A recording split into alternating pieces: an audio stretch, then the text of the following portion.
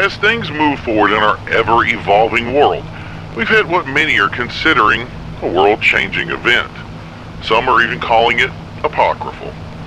An illness of unknown origin is infecting individuals and, for lack of a better description or understanding for that matter, it's making them crazy.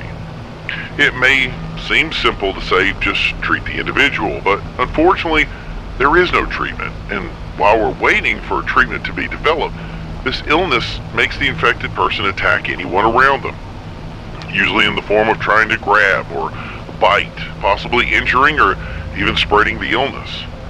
We first need to say that this illness is horrifying, and our hearts go out to anyone affected by it. But we must be pragmatic in our approach. Still, we cannot sacrifice morality on our search for this reason, and this illness makes those insane parallels almost exclusive to each other. In short, it appears one cannot exist in the same space as the other. The first hurdle we must overcome, suggested by some, is that of storage of those that have become ill, and well, those who've done the research says it's just not feasible long term. Individuals who are infected are, by definition, dangerous. We don't know how they spread the infection, but possibly through blood or mucus or any sort of contact with the infected, and those contacts need to be kept at a minimum. This leads to the only reasonable option that is circulating both professional and some would say more aggressive thinking, is the move of euthanasia. On the other hand, there are those that cry out of morality and that the option to kill someone simply for being sick should not be considered.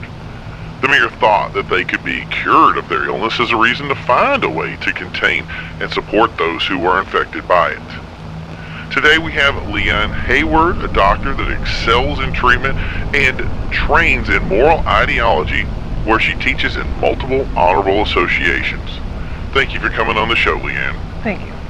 My first question, is euthanasia, or as some would say, a respectful death, an option for these individuals? Well, the concept of killing people who become sick has never, in the history of medicine, been an option on the table. It goes against the very oath we take as becoming doctors. So you're saying in no case would we ever say, we've gone too far, we need to pull the plug? I would never say a family member couldn't unplug a person who was terminal, and when you pull the plug, they can't viably survive.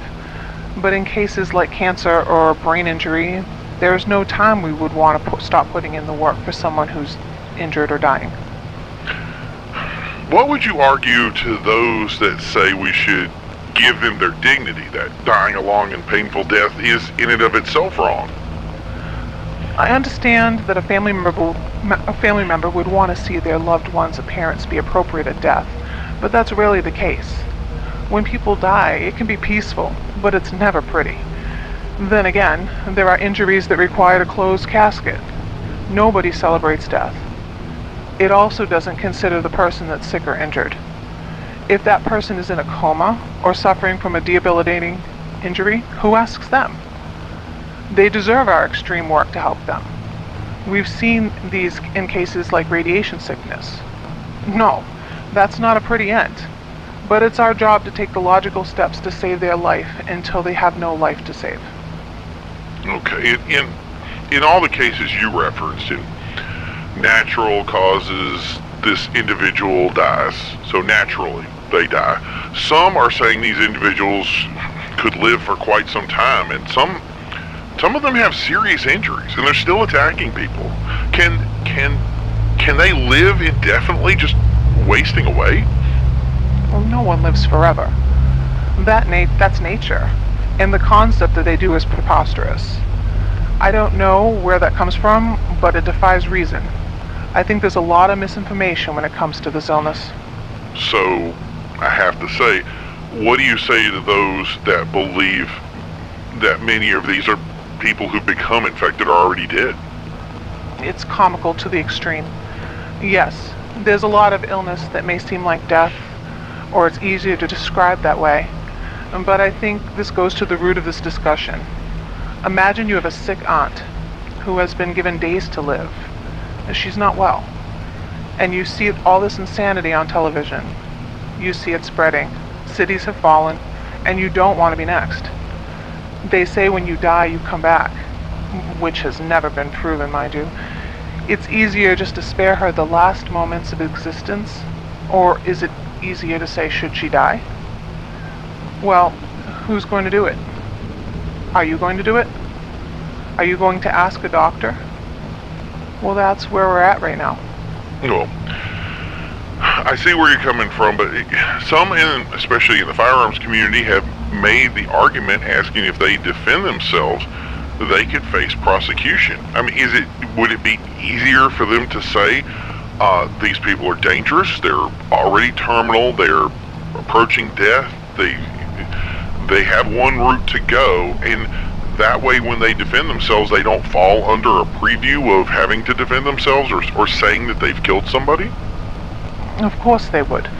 Did they go out and shoot AIDS patients beforehand? Are they lined up to shoot lepers? No. But let me counter with this. How easy would it be to say that's just an excuse now? You finally get to purge whoever you don't like? Just shoot them and say you thought they were sick? No.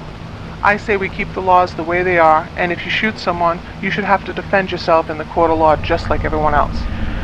Even people who defend themselves do that. So what's wrong with the way things are?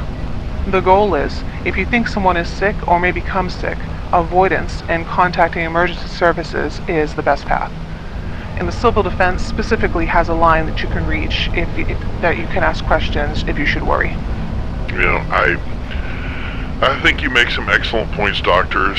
We want to thank Dr. Leanne for coming in today and discussing this terrible illness. I think she's changed my thinking, at least, on what path we need to take moving forward. And remember, if you fear someone you know is sick, you have the hotline to contact. And I hope we focus on the goal being of treatment and eventually a vaccine, or maybe even a cure. Absolutely. And so everybody, thank you for tuning in, and we hope to see you next time, where we'll be discussing